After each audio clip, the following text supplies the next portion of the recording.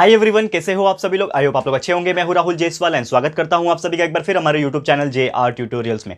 Friends, आज again आपके सामने एक मोस्ट इंपॉर्टेंट साइंस का लेक्चर वीडियो लेकर आ गया हूं दोस्तों, जिसमें हम पढ़ने वाले हमारे 7th स्टैंडर्ड के लिए साइंस सब्जेक्ट का जो हमारा चैप्टर नंबर 10 की हमने शुरुआत की थी, जिसका नाम है डिजास्टर मैनेजमेंट। आज हम इसका आखिरी लेक्चर यानी कि लेक्चर नंबर 2 आपके लिए लेकर आ गए हैं, जो कि बहुत ही इंपॉर्टेंट चैप्टर का बहुत ही इंपॉर्टेंट लेक्चर वीडियो होने वाला है। तो जैसे कि आपको पता है कि फर्स्ट जो लेक्चर था, इसके पहले का जो लेक्चर था, उसमें हमने आपको बताया था कि क्या होता है डिजास्टर, कौन कौन से उसके टाइप्स होते हैं, और 3 बेसिक जो टाइप था उसका पहला फर्माइन, दूसरा आपका क्लाउड बस्ट एंड तीसरा हमने देखा था फ्लड क्या होता है। ये हमने आपको एक्सप्लेन किया था प्रॉपर तरीके से। उम्मीद करता हूं कि आपने हमारा पहला लेक्चर जरूर से देखा होगा, बहुत ही इंपॉर्टेंट लेक्चर था। तो आज हमारा सेकंड लेक्चर है, जिसमें हम लोग पढ़ने वाले हैं और भी आगे के कौन कौन से ऐसे डिजास्टर्स है, ये सब चीज क्यों होते हैं एंड कैसे होते हैं, ये सभी चीज मैं आपको एक्सप्लेन करने वाला हूं। तो आज का सबसे पहला जो डिजास्टर का जो टाइप हमें पढ़ना है, जो कि है आप लोग के लिए लाइटनिंग। ठीक है, तो लाइटनिंग क्या होता है, वी नो दैट, ये सभी चीज आप जानते भी होंगे, लेकिन हम आपको बताएंगे कि ये लाइटनिंग एग्जैक्टली क्या होता है और क्यों होता है। ठीक है ना।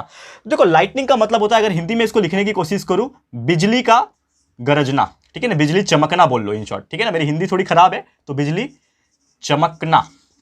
उम्मीद करता हूं कि आप लोग को यह चीज विजिबल होगा। तो बिजली का चमकना जो होता है, that is the meaning of lightning. जैसे कि आपने देखा होगा आसमान में बारिश के टाइम पे अक्सर देखा गया है कि बारिश के टाइम पे बादल में से क्या होता है, एक चिंगारी जैसी चीज निकलती है, दैट इज द लाइटनिंग। आप बोलते हो ना बिजली चमक रहा है, बिजली गिर गया कहीं पे, ये सब चीज सुनने में आया होगा। तो that is the meaning of lightning. Lightning strike भी होती है। लाइटनिंग स्ट्राइक जब होता है तो उसका मतलब है बिजली कहीं पे गिरा, किसी के ऊपर स्ट्राइक किया। लेकिन सिर्फ लाइटनिंग हो रहा है तो लाइटनिंग का बेसिक मीनिंग हो जाएगा आप लोग का, यानी कि बिजली जो है आसमान में चमक रहा है। तो ये लाइटनिंग क्यों होता है, सबसे इंपॉर्टेंट चीज ये सवाल आता है, और ये सवाल का जवाब नॉर्मली आपको बहुत लोग नहीं दे पाएंगे। तो नॉर्मली क्या होता है कि हमारा जो बादल होते हैं ना, इसके अंदर क्या होता है दोस्तों, पानी भरे होते हैं, और ये बादल जब आपस में टकराते हैं तो होता क्या है, एक तरीके से स्पार्कलिंग इफेक्ट आता है। यानी कि जब भी देखो जो दो पत्थर आपस में टकराते हैं तो कैसे चिंगारी निकलती है, वैसे ये दो बादल जब आपस में टकराएंगे तो एक तरीके से वहां पे क्या क्रिएट होगा, लाइटनिंग क्रिएट होगा। That is the first reason. And second reason most importantly क्या होता है कि the clouds which are having the water, condense water inside that, इसके अंदर क्या होते हैं, फ्री इलेक्ट्रॉन्स प्रेजेंट होते हैं।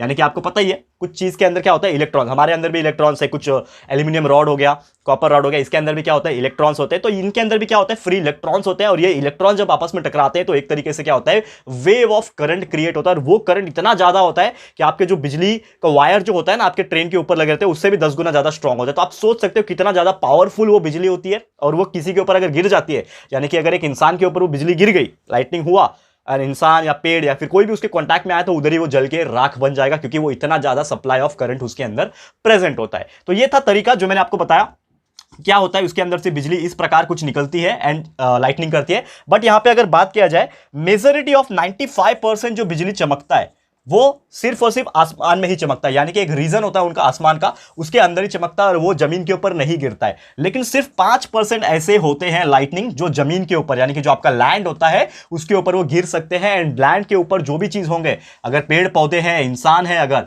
तो इंसान को भी नुकसान पहुंचा सकते हैं। और ये हुआ भी है, बहुत सारे केसेस आपने सुने होंगे, न्यूज वगैरह में सुना होगा कि बिजली गिरने से 2 आदमी की मौत, एक आदमी की मौत, बिजली गिरने से एक बिल्डिंग तबाह हो गया, एक बिल्डिंग में आग लग गई, बिजली गिरने से एक पेड़ जल के राख हो गया। तो ये सभी चीज आपने क्यों सुना है, क्योंकि जैसे मैंने बोला, आउट ऑफ 100% ओनली 5% जो लाइटनिंग होती है वो इतना ज्यादा स्ट्रांग हो जाता है कि वो जो है लैंड पे आने की कोशिश करता है। लैंड पे आने की क्यों कोशिश करता है, क्योंकि जैसे मैंने बोला कि इसके अंदर क्या प्रेजेंट है, फ्री इलेक्ट्रॉन्स प्रेजेंट है, एंड उसको बैलेंस करने के लिए क्या चाहिए, प्रोटॉन्स की जरूरत है। तो इलेक्ट्रॉन्स भागेगा प्रोटॉन्स के पास, यानी कि पॉजिटिवली चार्ज पार्टिकल्स के पास। एंड हमारा जो जमीन होता है, पेड़ होते हैं, चाहे इंसान वगैरह की बात करें, इसमें भी क्या होता है, पॉजिटिव इलेक्ट्रॉन्स प्रेजेंट होता है। एंड बिकॉज ऑफ दैट वो अपने आप को न्यूट्रल करने के लिए वो किधर जाता है, एक ऐसा जमीन की तरफ कोशिश करता है। जब उसका इंटेंसिटी बहुत ज्यादा होता है तो वो जमीन की तरफ आकर्षित हो जाता है, एंड वो आकर्षित होने की वजह से वो जमीन के ऊपर जाता है। एंड आसपास अगर उसके कांटेक्ट में कोई भी आ गया तो समझ लो उसका तो बैंड ही बच जाएगा। ठीक है दोस्तों, तो आम भाषा में तो हम यही बोलते हैं। तो बट ये बहुत ही खतरनाक चीज है, लेकिन उतना सेफ भी। अगर नॉर्मली आप सेफ जगह पे हो, इससे आप बचने का अगर मैं उपाय बताऊं,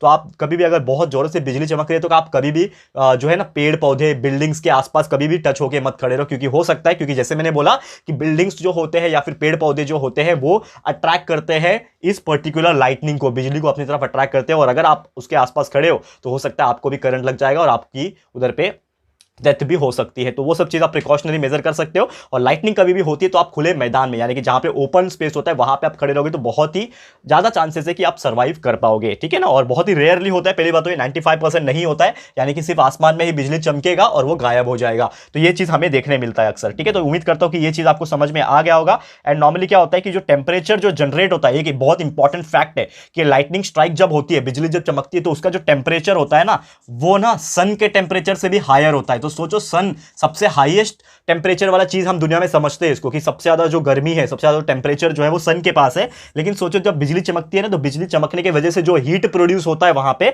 वो सन के टेम्परेचर से भी ज्यादा है। तो आप सोच सकते हो कि अगर वो इंसान उसके कॉन्टैक्ट में आ गया तो क्या होगा, तुरंत जल के भस्म हो जाएगा, राख हो जाएगा दोस्तों। तो ये सभी चीज आपको ध्यान में रखना है।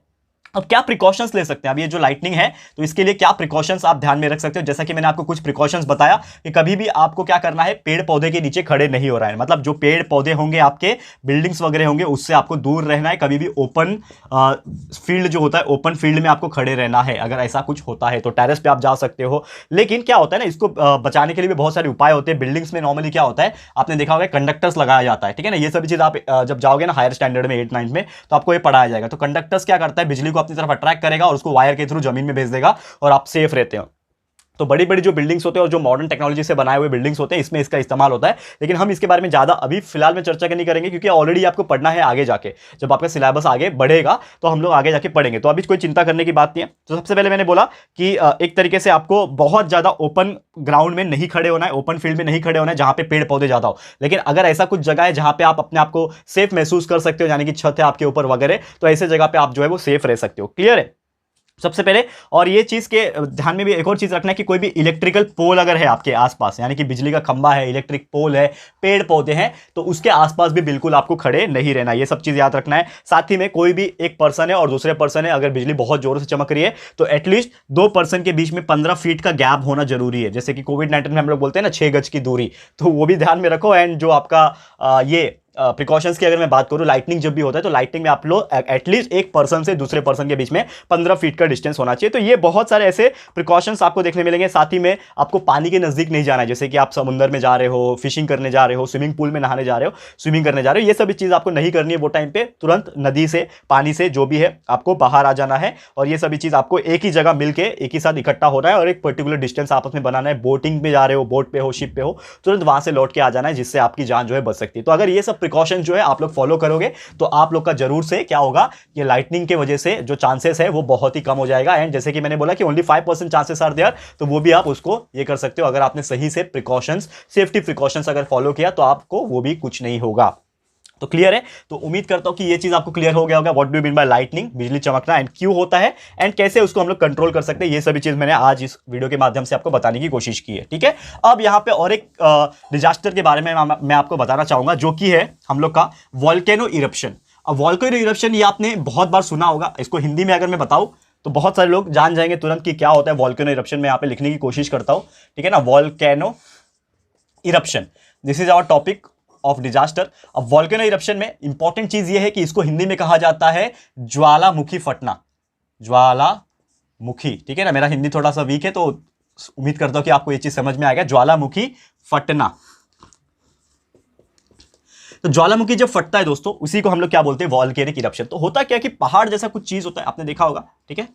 समझ लो एक पहाड़ है और उसमें से क्या होता है, लावा एक ही बार ऐसा फट के निकलता है। फॉर एग्जांपल लावा जो है, इसमें से क्या होता है, एकदम बर्स्ट होके निकलता है, ठीक है। That is the meaning of ज्वालामुखी फटना या फिर वोल्केनिक इरप्शन। तो ये होता कैसे, वी नो दैट कि एक स्टोरी है, आपने शायद सुनी होगी कि नहीं सुनी होगी। एक बिग बैंग थ्योरी के हिसाब से भी स्टोरी है कि हमारा जो अर्थ है ना दोस्तों, अर्थ जो था आज से करोड़ों साल, मिलियंस ऑफ करोड़ों साल ईयर्स पहले की बात करें, हमारा अर्थ इज आग का गोला। आग का गोला क्यों बोलते हैं, क्योंकि इसमें क्या होते थे, लावा प्रेजेंट होते थे।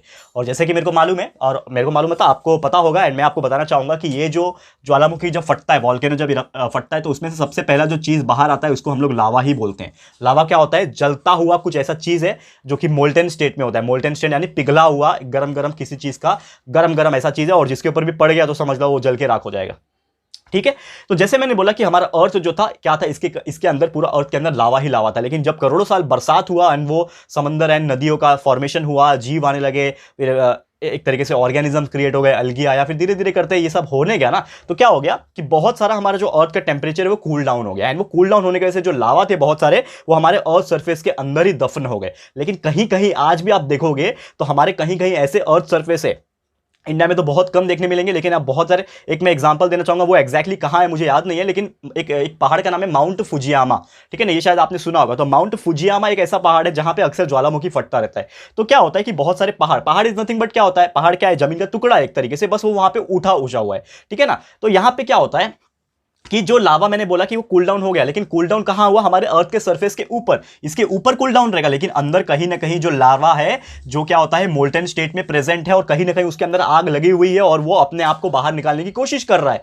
तो जैसे ही एक टेम्परेचर उसको मिलेगा और वो अंदर जो है रजिस्ट नहीं कर पाएगा खुद को कि अब बस हो गया, अब मुझे बाहर आना है, तो वो क्या होता है, ये पहाड़ का जो माउथ होता है उसको वो चीरता हुआ फाड़ के उसको बाहर आ जाता है। वो लावा इतनी स्पीड से बाहर निकलता है कि लगभग आसपास के 100 किलोमीटर के एरिया में वो डैमेज पहुंचा सकता है। अगर आप आसपास कुछ रेसिडेंशियल इलाका है, लोग रहते हैं, पेड़ पौधे हैं, जानवर रहते हैं, तो उनकी डेथ भी हो सकती है। एंड जब ये निकलता है तो लावा तो निकलता है, लेकिन बहुत सारे हार्मफुल एंड पॉइजनल गैसेस भी जो होते हैं वो भी निकलते हैं। हार्मफुल एंड पॉइजनस गैसेस, जहरीले गैसेस निकलते हैं, जैसे कि सल्फर डाइऑक्साइड वगैरह होता है, ये सभी चीज वहां से निकलते हैं और जो आपको नुकसान पहुंचा सकते हैं। तो ये था ऑल अबाउट वॉल्केनिक इरप्शन, जो कि आपका 7th स्टैंडर्ड है, तो ज्यादा हम लोग को डीप में नहीं जाना है, लेकिन यहां पे उम्मीद करता हूं कि ये चीज मैंने आपको अच्छे से समझाने की कोशिश की है। इफेक्ट क्या हो सकता है, इसके बहुत सारे इफेक्ट है। तो देखा जाए तो जब लावा, वेपर एंड सल्फर डाइऑक्साइड जब एटमॉस्फेयर में जाता है तो बहुत सारे काले बादल बना लेता है, जिससे सांस लेने में तकलीफ हो जाती है एंड बहुत ज्यादा अंधेरा भी हो जाता है। तो ये कुछ प्रॉब्लम देखने मिलता है। एटमॉस्फेयर पॉल्यूटेड हो जाता है, क्योंकि आसपास अगर बहुत पॉल्यूशन हो जाएगा, मतलब जो गैसेस वगैरह है वो क्रिएट हो जाएंगे, तो पॉल्यूशन हो जाएगा, जिसमें बहुत सारे लोगों को सांस लेने में तकलीफ हो जाएगी। तो पॉल्यूशन हो जाता है, वॉल्केनिक इरप्शन आता है वहां पे, तो बहुत सारा टेम्परेचर में भी फर्क देखने मिलता है, क्योंकि जब वो ज्वालामुखी फट के निकला तो आसपास का जो टेम्परेचर है वो बहुत बढ़ जाता है। यानी कि अगर 30 डिग्री था तो 45 डिग्री समझ लो पहुंच गया, तो आप कितनी गर्मी में सर्वाइव नहीं कर पाओगे। तो वो भी एक बहुत बड़ा फैक्टर है, ठीक है। एंड टेम्परेचर बढ़ जाता है, और फॉरेस्ट जो है, आसपास के जंगल वगैरह, जानवर वगैरह जो होते हैं, वो भी, उनको भी डैमेज पहुंच सकता है, हो सकता है उनकी जान भी चले जाए और बरी हो जाते हैं, वो जमीन के अंदर दफन हो जाते हैं, जल के राख भी हो जाते हैं। तो ये सभी चीज़ हमें देखने मिलता है, जो कि वॉल्केनो के वजह से प्रॉब्लम हो जाता है, ठीक है। बहुत सारे ऐसे जगह है, आप सर्च करना, ये चीज़ मैं चाहूंगा कि आप सर्च करो, आपके सिलेबस में इंक्लूड नहीं है, लेकिन मैं चाहूंगा कि आप लोग को सर्च करना। जैसे मैंने एक एग्जांपल बोला माउंट फुजियामा, वैसे और भी बहुत सारे पहाड़ है, बहुत सारे ऐसी जगह जहां पे वॉल्केनिक इरप्शन होता है। तो कहां कहां होता है एक लिस्ट बना लेना जरूर से, ताकि आप लोग को जानकारी हो सके। क्लियर है? तो उम्मीद करता हूं कि ये चीज़ आपको क्लियर हो गया होगा। अब बात कर लेते हैं हम लोग एक और बेहतरीन टॉपिक की, जिसका नाम है दोस्तों सुनामी, ठीक है। अब सुनामी बोलो या टी सुनामी बोलो, ये आप लोग के ऊपर है, बट एक्चुअल में इसका प्रोनाउंसिएशन होता है tsunami, because it is a Japanese word. And Japanese word क्यों है? क्योंकि सबसे पहला इसको ऑब्जर्व किया गया था जापान के अंदर, ठीक है। पर सबसे पहले हेडिंग डाल देते हैं, ये वर्ड सुनते ही सबके रोंगटे खड़े हो जाते हैं, ठीक है ना। क्यों हो जाते हैं? क्योंकि ये एक ऐसा डिजास्टर है ना कि अगर ये आ गया ना तो बचने का तो चांस ही नहीं। अगर ये आ गया तो ये बहुत को लेके डूब सकता है। And what do you mean by tsunami? सबसे इंपॉर्टेंट चीज है सुनामी क्या होता है। जैसे आपने बहुत सारे मूवीज में देखा होगा कि बिल्डिंग्स वगैरह जो होते हैं, let's suppose this is my land और यहाँ पे आपका समुंदर है, तो बिल्डिंग्स वगैरह जो होते हैं, ठीक है ना, बिल्डिंग्स वगैरह जो होते हैं, ठीक है, यहाँ के जो आपका समुद्र का लहर होते हैं, जो लहर होते हैं वो इतना ऊंचे उठ जाते हैं कि वो बिल्डिंग के लेयर के ऊपर से वो बह के क्या हो सकते हैं, वो क्रॉस करके जा सकते हैं, वो पूरा का पूरा एरिया को वो क्या कर सकते हैं, पानी से भर सकते हैं। तो सुनामी, जैसा कि मैंने बोला, आपको समझ में आया कि जब आपके समुद्र में, बड़े बड़े ओशंस में, समुद्र में क्या होता है, जब लहर बहुत ही ज्यादा ऊंची उड़ जाती है, यानी कि हाई वेव्स जो होते हैं, बहुत ही ज्यादा high, extremely high. Normal high tides तो आपने देखा होगा, जो बारिश के टाइम पे थोड़े से बहुत हाइट आते हैं, लेकिन वो क्या होता है, उससे 10 गुना ज्यादा बड़ा, एक बड़े बिल्डिंग के बराबर होता है, वो पूरा का पूरा बिल्डिंग को चीर फान के जा सकता है। तो ऐसे चीज को हम लोग सुनामी बोलते हैं। अब ये होता क्यों है? दो चीज होती है जब सुनामी होता है, तो दो चीज के वजह से हो सकता है। एक तो सबसे पहला ये है कि जो जमीन होता है, समंदर का भी एक जमीन होता है नीचे, तो उसके अंदर जो प्लेट्स होते हैं, जिसको हम लोग बोलते हैं टेक्टोनिक प्लेट्स, तो वो जब सरकने लगती है, जो प्लेट्स है, वाइब्रेशन होने लगता है उसके अंदर, तो जो ऊपर पानी है वो क्या हो जाएगा, डिसबैलेंस हो जाएगा, और वो उसके अंदर एक वेव्स क्रिएट हो जाएगा, और जैसे ही वेव्स क्रिएट होगा वो धीरे धीरे बड़े बड़े वेव्स में कन्वर्ट होते जाएगा, एंड वो इतना बड़ा हो जाएगा और वो आगे की तरफ पुश होता है, जहां पे भी वो समुद्र होता है उसके आगे के एरिया को वो पूरा डैमेज कर सकता है। इंडियन ओशन में भी एक बार आया था, आपको याद होगा, 2004 की बात है। हमारे इंडिया का जो पार्ट था, साउथ इंडिया का पार्ट, वो भी थोड़ा बहुत डैमेज हुआ था बिकॉज ऑफ दैट सुनामी। 2004 में इंडियन ओशन में आया था, श्रीलंका में और हमारे तमिलनाडु साइड बहुत ज्यादा प्रॉब्लम हुआ था इस चीज के वजह से, ठीक है। तो उम्मीद करता हूं कि ये चीज आपको समझ में आ गया होगा कि सुनामी कैसे आती है। तो सबसे पहले मैंने बोला कि जो प्लेट्स होते हैं उसके वाइब्रेशन की वजह से आते हैं, जिसको हम लोग अर्थक्वेक भी बोल सकते हैं। यानी कि जब भूकंप आता है पानी के अंदर, समुद्र है, समुद्र के अंदर भूकंप आ गया तो पानी हिल जाएगा, तो पानी हिल जाएगा तो वेव्स क्रिएट हो जाएंगे, वेव्स धीरे धीरे जमा करते करते इतने बड़े वेव्स हो जाएंगे वो पूरे बिल्डिंग को कवर करके जा सकते हैं। That is the meaning of tsunami. एक और सबसे इंपॉर्टेंट फैक्टर होता है कि कभी कभी क्या होता है, इसके अंदर भी ज्वालामुखी होते हैं, ठीक है, जो समुद्र होता है ना उसके अंदर भी ज्वालामुखी होते हैं बेस पे। तो जब वो फटता है, तो जब फटेगा तो क्या हो जाएगा, धरती हिला देगा, धरती हिला देगा यानी कि अर्थक्वेक आ जाएगा। तो वो भी एक इंपॉर्टेंट फैक्टर होता है सुनामी को क्रिएट करने का। तो volcanic eruption under the water, ठीक है ना, पानी के अंदर जब वॉल्केनिक इरप्शन होता है तो वो सीधा सीधा हमारा सुनामी को क्रिएट कर सकता है। और जापान में अक्सर आपने देखा होगा कि भूकंप जरूर आते हैं, क्योंकि वो आसपास तीनों साइड से समुद्र जो होते हैं सी से सराउंडेड है, ठीक है, तीनों चारों साइड से समुद्र से सराउंडेड है। तो जब भी भूकंप ऑब्जर्व किया गया है जापान में, तो जापान में एक वार्निंग दे दी जाती है कि हाँ सुनामी आने के चांसेस है, तो आप लोग सतर्क रहिएगा और अच्छे सेफ जगह पे उनको भेजा जाता है, ठीक है। तो इसके लिए ये सुनामी का जो है ऑब्जर्व किया गया था जापान में, और अक्सर होता भी रहता है जापान में। That's why it is named as the Japanese language tsunami, ठीक है, और इसके हिसाब से उसका नामकरण दिया गया है, ठीक है ना। एक जापानी वर्ड जिसको हम लोग क्या बोलते हैं, हार्बर वेव के नाम से जाना जाता है, ठीक है। उम्मीद करता हूं कि ये पर्टिकुलर चीज समझ में आ गया होगा। अब इसके वजह से क्या डिस्ट्रक्शन हो सकता है, डिस्ट्रक्शन मतलब क्या हो सकता है, एक तो ये सबसे बड़ा डिजास्टर माना जाता है पूरे ब्रह्मांड में। अगर देखा जाए रेडियो एक्टिव को छोड़ दिया जाए, वो तो मैनमेड है, लेकिन एक नेचुरल तरीके से डिजास्टर कंसीडर किया जाए तो सबसे भयानक और सबसे बड़ा माना जाता है ये सुनामी। तो सुनामी में क्या हो सकते हैं, बहुत सारे प्रॉब्लम्स होते हैं, जैसे कि आपको देखने मिलता है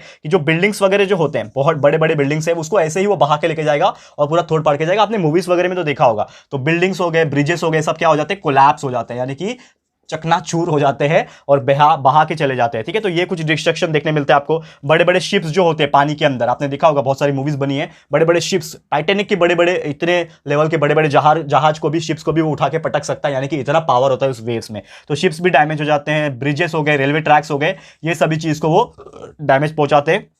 जो अभी आपके रेसिडेंशियल एरिया होते हैं, गार्डन्स होते हैं, ठीक है ना, और इतना पावरफुल होता है कि अगर कोई रास्ते में एरोप्लेन भी खड़ा है, मतलब बहुत बड़ा एरोप्लेन भी खड़ा है, तो उसको भी वो उठा के पटक सकता है, इतना उसके पास जो है पावर होता है। और जो बिजनेस होते हैं, इंडस्ट्रीज होते हैं, ये सभी चीज बहुत ज्यादा इफेक्ट हो जाता है, उसके अंदर बहुत ज्यादा प्रॉब्लम हो जाता है, पूरे डैमेज हो जाते हैं, सत्यानाश हो जाता है पूरा। और बहुत ज्यादा हार्बर्स को भी डैमेज होता है, यानी कि जो पोर्ट इलाका होता है, जिसको हम लोग बंदरगाह बोलते हैं ना, जो पानी से शिपिंग्स करते हैं, पानी के रास्ते से जहाज लेके जाते हैं, वो सभी चीज को भी बहुत ज्यादा नुकसान में देखने मिलता है बिकॉज ऑफ दिस डिजास्टर, जिसको हम लोग बोलते हैं सुनामी।